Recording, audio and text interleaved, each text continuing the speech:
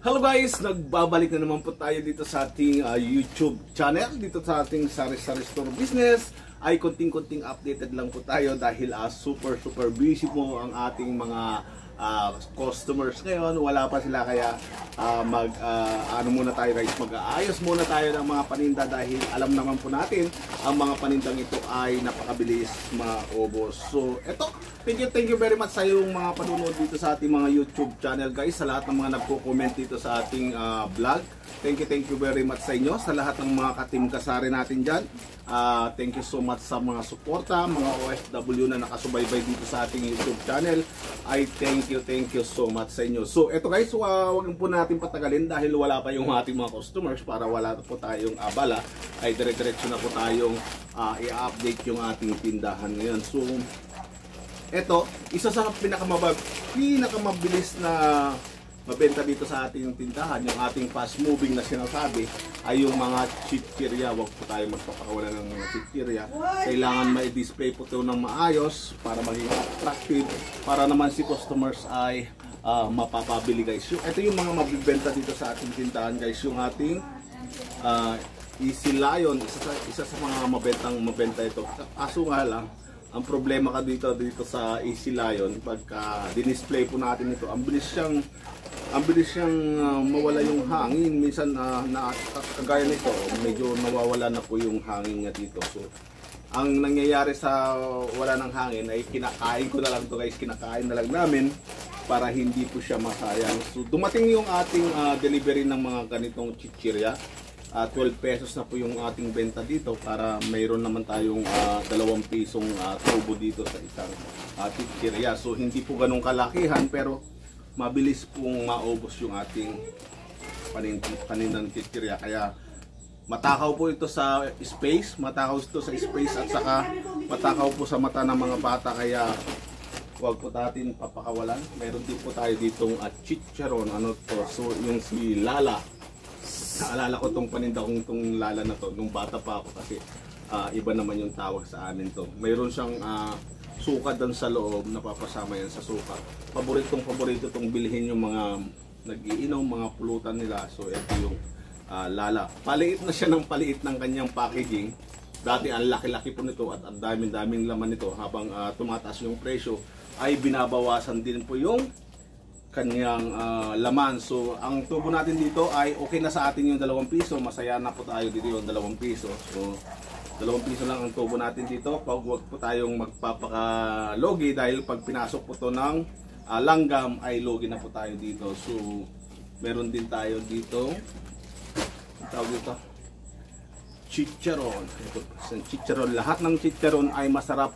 Lahat ng chicharon ay malutong, kaya gustong-gusto ng customers yan. Kaya karamihan sa mga diniliver sa atin ng mga tawag ito, yung mga nakaban lang, ito yung hindi po natin makikita sa grocery store, sa malaking groceries. Kaya sila lang po yung nagdi-deliver sa atin. Basta chicharon, mga malulutong ay mabenta po sa atin. Meron din tayo ditong bangus, yung bangus na ginawang, ang galing din nila gumawa ng chichira. May mga bangus po tayo dito, yung mga mahilig dyan sa bangus. May shout out sa lahat ng mga taga-Dagupan. Diyan po nanggagaling yung mga masasarap na bangus natin sa Pangasinan. Kaya gumawa po siguro sila ng crackers ng ating bangus. So ayan, mayroon din po tayo ditong tubong piso dito sa ating bangus.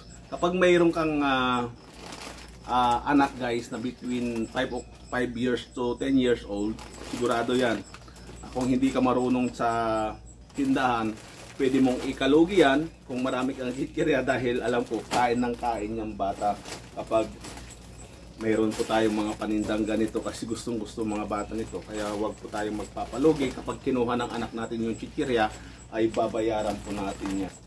So paano natin i-display ito guys, yung mga ganitong items? So dapat ito guys ay hindi po ito dapat dinidisplay sa mga ganitong naka-istante, ay hindi po dapat ito talaga dinidisplay sa istante. Kung hindi, ay talagang dapat ito ay nakasabit ng ganito. So isasabit natin ng ganito.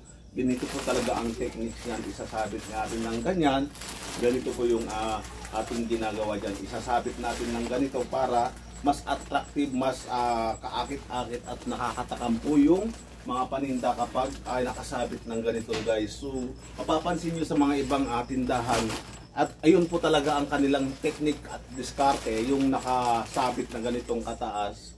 So i-ano natin guys, basta yung ganitong produkto yung ganitong items, yung ibibigay natin ng tips, yung tamang pagdi-display ng ganitong produkto. Hindi porket meron ka ng item nito ay kung saan mo na lang nilalagay mo doon sa mga tawag nito, mga istante, yung mga showcase mo, kasi ibabagay din po natin yung showcase natin. Kasi halimbawa ganitong showcase, magandang tignan, ay mga medyo exclusive po yung nakalagay dyan, yung mga branded na po yung pangalan, katulad yung mga Jack Angel ay dito na po talaga nakalagay. Parang siyempre mas expensive ng konti, mas maganda yung lagayan. So isasabit po natin talaga dito dahil mas attractive yung tignan.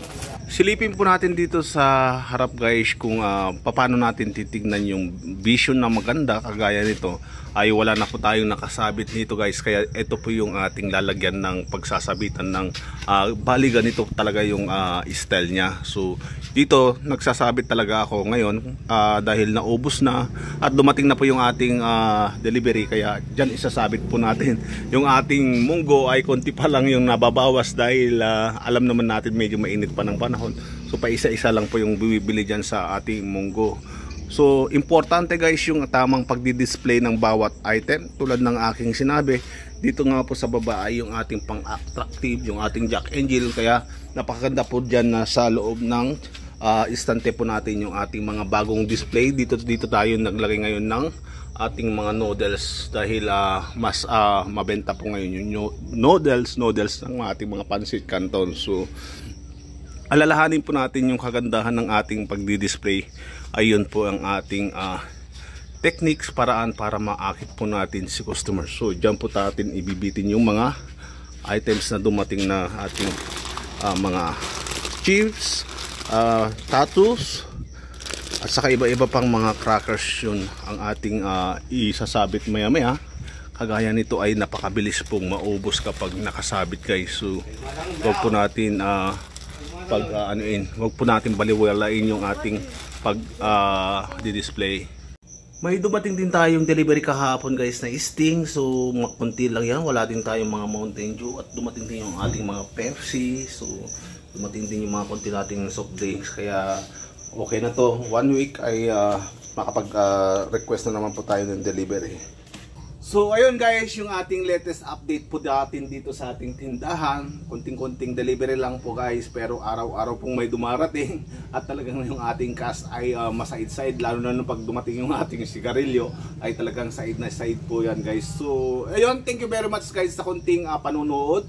Sana wag po kayong magsasawang sumuporta dito sa ating YouTube channel, dito sa ating Sari-Sari Store Business. Sa lahat ng mga nagbabalak magtayo ng tindahan, sundan nyo lang po yung mga tips natin. Malay nyo magkaroon po kayo ng kunting idea, kunting tips na makukuha nyo dito sa atin.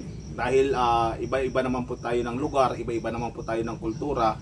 At malay nyo yung ating tips ay pasok na pasok sa inyo. So ayun muna guys, maraming salamat sa lahat ng mga nanonood. May shoutout sa iyo mga ka-Team Kasari dyan. Thank you very much sa inyo. So hanggang sa susunod na vlog natin ulit. Bye!